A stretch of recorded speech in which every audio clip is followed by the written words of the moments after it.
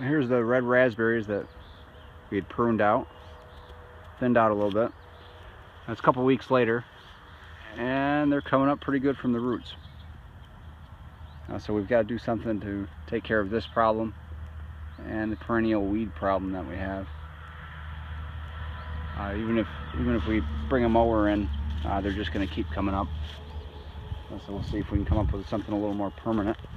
We wanted to try Avenger, which is an organic herbicide, but I've been reading the reviews, and I don't know, it's kind of hit or miss, people's reviews on it. Might try it later in the season, but we'll see if we can come up with something that's an alternative to a spray. But the big news is our sour cherries.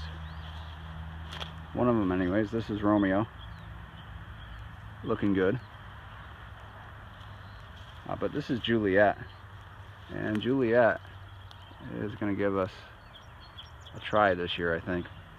They are self-pollinating, and this one has flowered. I won't be eating a lot of sour cherries, that's for sure.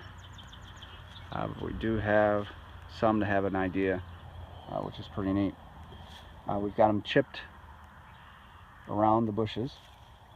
We put some peat moss in first, and then wood chips on top. And our planter's paper we put on top of the peat moss. And I've started chipping around them as well. Haven't finished the job, but we see the raspberries are coming up all the way over towards the sour cherries. Not quite as bad right here, because I did dig some of them out. If I had the time and space ready, I could transplant some of these, but that's just not going to happen this year. So we'll see if we can do something to solve the problem. The Crimson Passion that we planted last year, they're looking pretty good. Maybe they'll take off this year. They're supposed to be the sweetest of the sour cherries, but they do take a while to get established. This is another Crimson Passion right next door, and it was planted at the same time as the Carmine Jewel, the Juliet, and the Romeo. And this year it's just starting to take off. It took off a little last year, but it's got a ways to go. So we're going to see if we can take care of the weed and grass problem between the raspberries.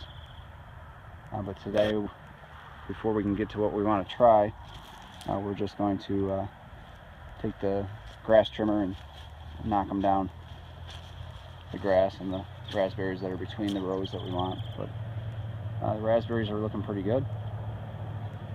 We'll have to get them trellised after we try to take care of in between the rows here.